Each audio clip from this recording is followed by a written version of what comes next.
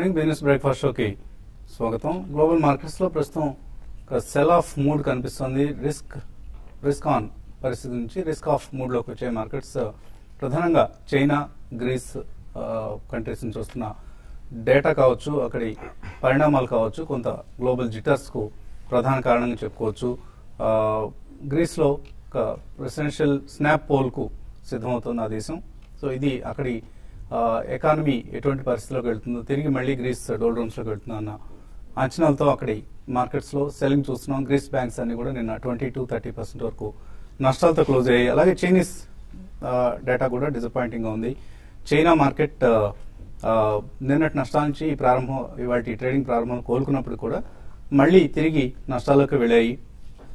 So Chinese reform moves ను markets negative గా తీసుకుంటున్నాయి.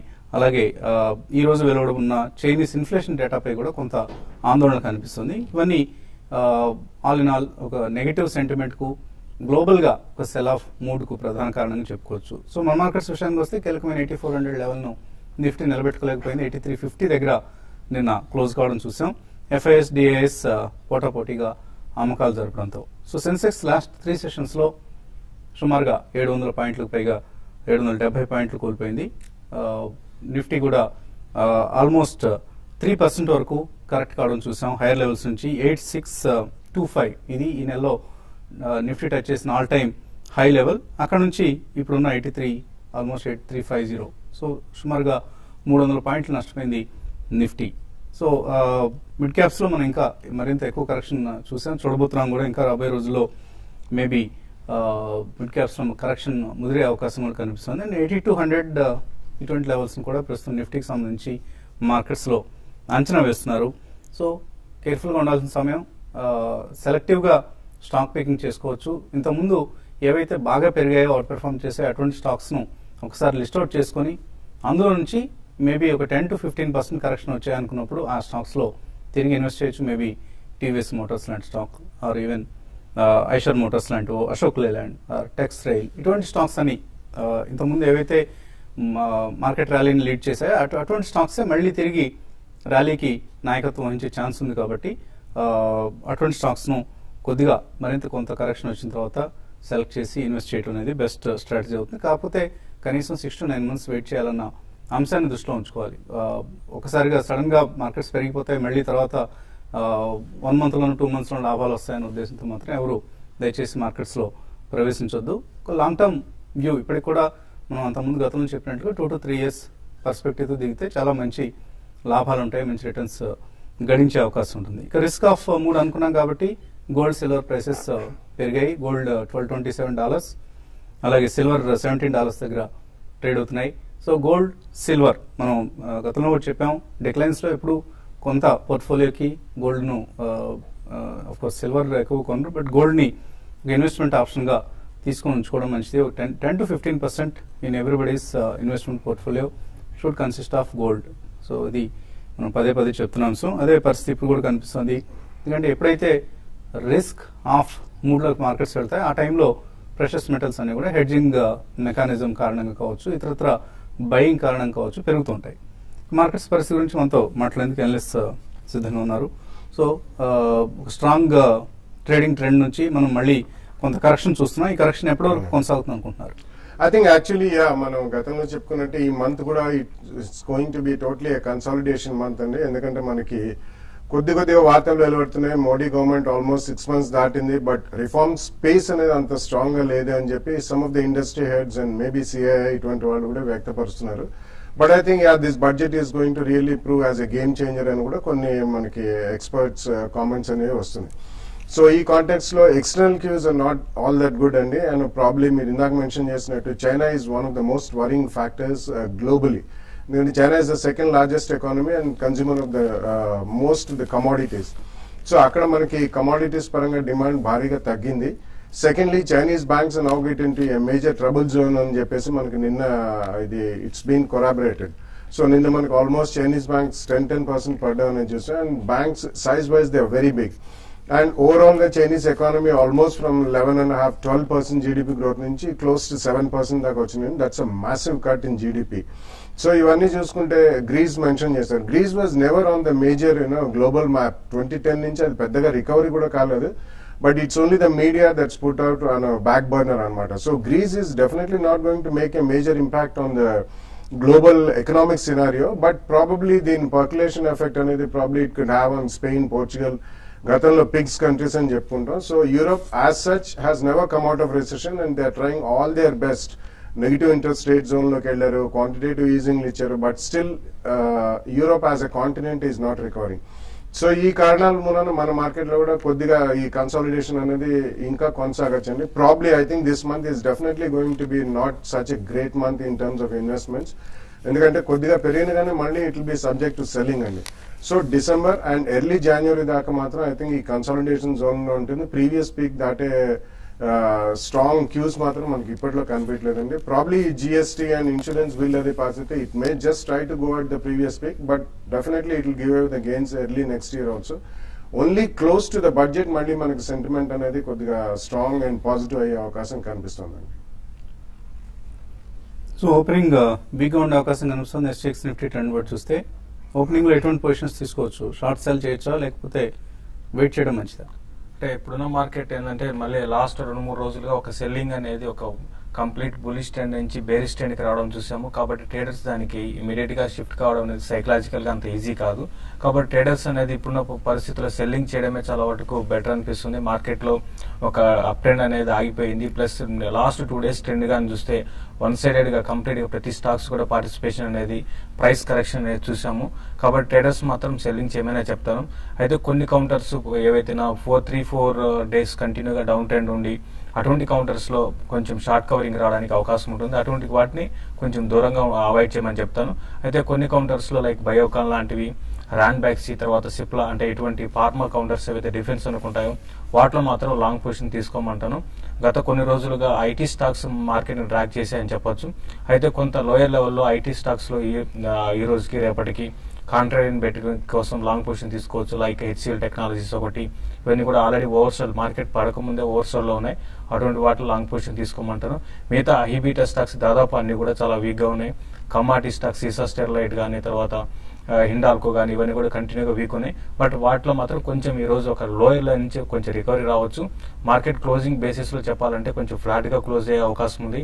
నిన్నటి మేహం నుంచి అంటే ఒక పానిక్ సెల్లింగ్ నుంచి ఈ రోజు కొంచెం కోలుకోవడానికి అవకాశం ఉంటుంది.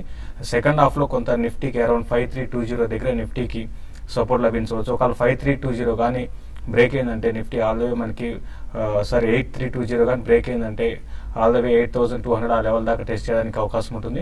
కాబట్టి లోయర్ లెవెల్ లో సెలెక్టెడ్ స్టాక్స్ ని బై చేసుకోమంటాను. హై బీటా స్టాక్స్ ని మాత్రం షార్ట్ టర్మ్ కోసం అవాయిడ్ చేయమని చెప్తాను.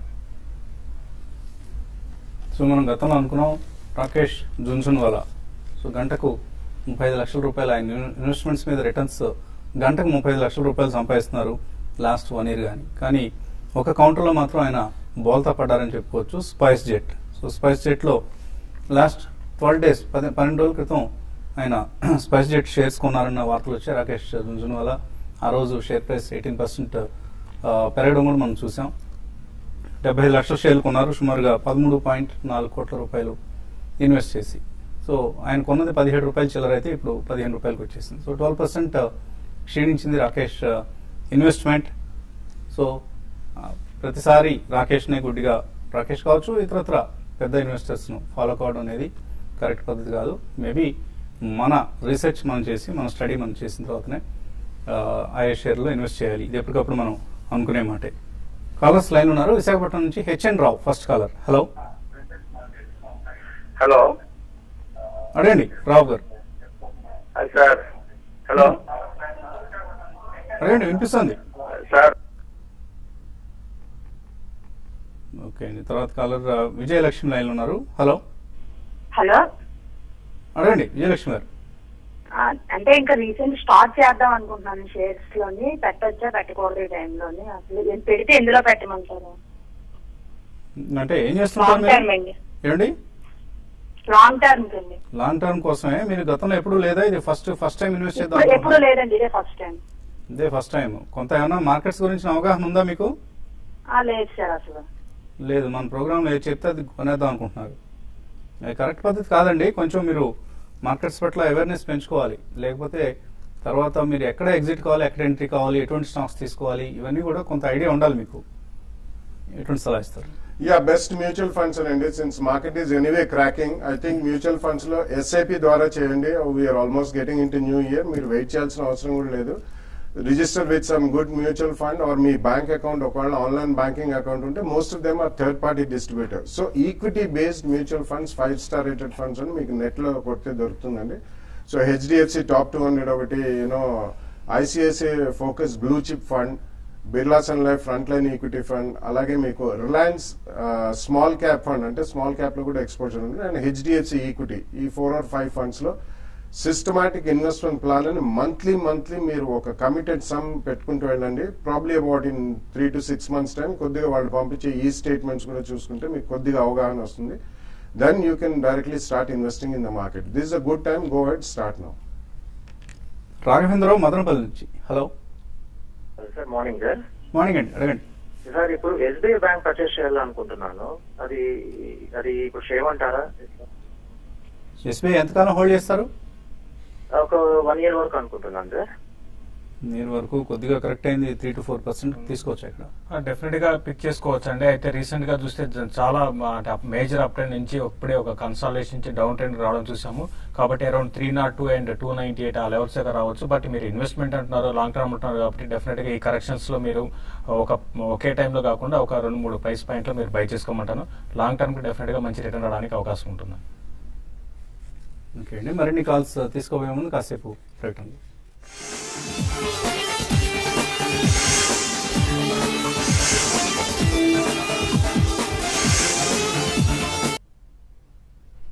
న్యూస్ బ్రేక్ఫాస్ట్ తిరిగి స్వాగతం. తర్వాత కాలర్ లైన్ ఉన్నారు, హైదరాబాద్ నుంచి యశ్వంత్. హలో అడగండి యశ్వంత్. హాయ్ అండి. గోప్రాన్ అని 1000 shares కొన్నానండి. 68 ఉన్నప్పుడు. గోప్రాన్ 68 లో కొన్నారు? అవునండి. ఓకే అండి. ఇది ఆల్మోస్ట్ 56 వచ్చేసింది నిన్న. సో దాని most of the mid caps అది కూడా తగ్గింది. అవునండి, ఇది రీసెంట్ గా అయితే కొంచెం ఈ స్టాక్ లో 20 రూపీస్ నుంచి నాన్ స్టాప్ గా పెరిగిన విధానం కూడా చూసామండి. ఫండమెంటల్స్ అంత ఎంకరేజింగ్ గా లేని కంపెనీ అండి. 1-2 బ్రాండ్స్ ఉన్నా కూడా డిస్ట్రిబ్యూషన్ లో మాత్రం వీళ్ళు బాగా ఫెయిల్ అవుతున్నారని చెప్పొచ్చు. బట్ ఓవరాల్ ట్రెండ్ పరంగా చెప్పాలంటే లాంగ్ టర్మ్ ట్రెండ్ మాత్రం స్టాక్ లో కొంచెం అప్ అండ్ ఉంది. బట్ షార్ట్ టర్మ్ మాత్రం 60 దాటకపోవచ్చు అండి. మీరు షార్ట్ టర్మ్ కోసం అయితే అరౌండ్ 60-65 వచ్చినప్పుడు దీంట్లో నుంచి ఎగ్జిట్ కాండి. ఇన్ ఫ్యూచర్ లో కూడా పెద్దగా ఈ స్టాక్ ఇక్కడ నుంచి పెరుగుతుంది అయితే నేను అనుకోండి. తర్వాత కాలర్ మోహిత్. హలో అడగండి మోహిత్. హలో అడగండి, వినిపిస్తుంది. అదండి, ఇప్పుడు జేఎస్పీఎల్ అండ్ ఎన్టీపీసీ మెటల్స్ లో లోస్ లో ఉన్నాయి కదండి. అండ్ ఫిబ్రవరిలో కోల్ బ్లాక్ ఆప్షన్ ఉంది కదా. నేను ఎందుకంటే లాంగ్ టర్మ్ ఇన్వెస్ట్మెంట్ కింద ఆ రెండిట్లో పెట్టుకుందాం అనుకుంటున్నానండి. 140 levels లో. అంటే దానికి 3 years అనుకోండి. 3 years రిటర్న్స్ లో అది ఎలా ఉంటాయండి ఆ రెండు? జేఎస్పీఎల్ అండ్ ఎన్టీపీసీ అండి ఎలా ఉంటాయి ఈ రెండు stocks? 3 years. I don't think they are really good options even for a 3-year period. And there are better options. Not to say that JSPL recently ఒక స్టేట్మెంట్ కూడా వచ్చిందండి that they're going to raise almost close to about $1.5 billion. So ఎక్కడైతే మనం recent times లో QIP ప్రక్రియ ఏవైతే కంపెనీలు raise చేయడానికి చూస్తున్నారో I think those shares will never have the great future ahead అండి. సో ఈ కాంటెక్స్ లో లాస్ట్ 1 or 2 years లో చాలా కాంట్రవర్సీస్ వచ్చాయి. NTPC has always been a laggard. So better options ఉన్నాయి కాబట్టి I think you should go with financials అండి. NBFCs కానివ్వండి, ప్రైవేట్ సెక్టర్ బ్యాంకింగ్, ఆర్ కొద్దిగా రియాక్షన్ అయిన తర్వాత even public sector banking, some of the auto ancillaries, IT and pharma companies, they make better bet than JSPL and NTPC. తర్వాత caller Warangal నుంచి భాష. Hello అడగండి భాష. సార్ నమస్తే. సార్ నమస్తే. బాలాగారిని అడుగుదాం అనుకుంటున్నాను. అడగండి సార్. నమస్తే బాలాగారు. నమస్కారం అండి, చెప్పండి సార్. ఈ టెక్స్టైల్ వచ్చేసి 130 లో 500 shares తీసుకున్నాను. ఏ కంపెనీ అన్నారు? టెక్స్టైల్ సార్, టెక్నోఫరైల్. ఓకే, ఇప్పుడు మా దగ్గర స్పీకర్ ప్రాబ్లం ఉంది, మీరు కొంచెం గట్టిగా మాట్లాడండి. Sir rail tex maker rail, tex rail. అవును సార్. ఓకే 130లో 500 షేర్స్ తీసుకున్నాను. ఇప్పుడు మార్కెట్ పడుతుందిగా, ఉంచమంటారా తీసేయమంటారా కొంచెం చెప్తారా? యా, బేసికలీ ఇవన్నీ కూడా చాలా హోప్ మీద పెరుగుతున్నాయండి. దట్ రీసెంట్లీ మనకి బాగా రిఫార్మ్స్ వస్తాయి. ప్రైవేటైజేషన్ ప్రాసెస్ అనేది చాలా ఫాస్ట్ ట్రాక్ అవుతుంది రైల్వేస్ లో. అండ్ సురేష్ ప్రభు గారు he has been inducted as a railways minister అని. So they have run ahead of fundamentals. But if you're making some profits, I think you should definitely book some profits అండి. If not మొత్తం కాకపోయినా కానీ at least 50% profits book చేయండి. Because prior to budget and all, there will be another level of activity. Generally broad based rally ఉంటుంది కాబట్టి ఇందులో మొత్తం exposure ఉండేది అంత మంచిది కాదు. తర్వాత కావాలి మంచిర్యాల నుంచి Sudhakar. Hello sir, good morning అండి. గుడ్ మార్నింగ్, అడగండి సుధాకర్. సార్ ఇది జిందాల్ స్టీల్ ఇది 165 లో నేను ట్రేడ్ చేశాను sir. 600 quantity. JSPL Jindal steel and power. Jindal steel నేను 165 లో నేను ట్రేడ్ చేశాను సార్, 600 క్వాంటిటీ. అయితే డిష్మాన్ ఫార్మా కూడా 162 లో నేను ట్రేడ్ చేశాను. అది ఓకే, ఇది నేను హోల్డ్ చేయొచ్చా సార్? ఇప్పుడు ప్రెసెంట్ అయితే మైనస్ లో ఉంది సార్ అది. అవునండి. రెండు స్టాక్స్ కొంత హై బీటా స్టాక్స్ కిందకి వస్తాయండి. ఈవెన్ డిష్పాన్ ఫార్మా కూడా చూస్తే ఫార్మా స్టాక్ అయినా కూడా బాగా హెవీ వోల్టాలిటీ ఉన్న స్టాక్ అండి. రెండు కూడా మీకు ఇప్పుడున్న పరిస్థితుల్లో రెండు మళ్ళీ ఇంతకు ముందులాగా పెరుగుతాయితే నేను అనుకోను. మరీ ముఖ్యంగా జేఎస్పీఎల్ విషయానికి వస్తే మనకు తెలిసిందే, దీనికి చాలా బ్యాడ్ న్యూస్ లాస్ట్ 1 year లో రావడం చూసాము. ఇప్పట్లో ఈ స్టాక్ 165, 167 ఆ లెవెల్స్ అయితే దాటకపోవచ్చండి. బెటర్ ఏంటంటే మీరు ర్యాలీస్ లో జేఎస్పీఎల్ ఎగ్జిట్ కమ్మని చెప్తాను. తర్వాత డిష్పాన్ మాత్రం హోల్డ్ చేయండి, కొంతకాలం హోల్డ్ చేసి కరెక్షన్ అయిపోయినాక నెక్స్ట్ క్వార్టర్ రిజల్ట్ కొంచెం బాగుంటే మళ్ళీ స్టాక్ లో 150, 160 దాకా రావచ్చు. అక్కడ మీరు ఈ పొజిషన్ నుంచి ఎగ్జిట్ కమ్మని చెప్తానండి. ఈదర సూర్యకుమారి మేలు పంపించారు. Gayatri projects current market price లో ప్రాఫిట్ బుక్ చేసుకోవచ్చా, అలాగే వెల్స్పన్ ప్రాజెక్ట్స్ లో ఎంటర్ కావచ్చా? ప్రాఫిట్ లో అంటే డెఫినెట్లీ బుక్ చేయమని చెప్తానండి. ఇఫ్ నాట్ మొత్తం కొద్దిగా క్వాంటిటీ అయినా బుక్ చేయండి. వెల్స్పెన్ అవన్నీ కొనడానికి మాత్రం I think you should wait for some time అండి. Welspun is decent company, but buying మాత్రం you can definitely wait for another 1 or 2 weeks. Sai Pavan అడుగుతున్నారు, సిసిఎల్ ప్రొడక్ట్స్ నీల్ కమల్ ఇక్కడ తీసుకోవచ్చా? I think both have run up very fast even in the last 1 week, 10 days and this. So I think you should wait for a correction and then only enter. Sun Pharma Lupin లో 1 year కోసం invest చేద్దాం అనుకుంటున్నారు. దుర్గా వాసవ ఎటువంటి returns expect చేయొచ్చు 1 year లో? Sun pharma అయితే ఇప్పుడున్న పరిస్థితుల్లో అంటే మార్కెట్స్ బులిష్ ఉన్నాయి కాబట్టి సైడ్ వేస్ ఉంటుంది. బట్ రిటర్న్ మాత్రం డెఫినెట్ గా రావచ్చు అండి. ఇంతకు ముందుగా పెరుగుతాయి అయితే అనుకోను. ఒక 15 to 20% రిటర్న్ రావడానికి అవకాశం ఉంటుందండి.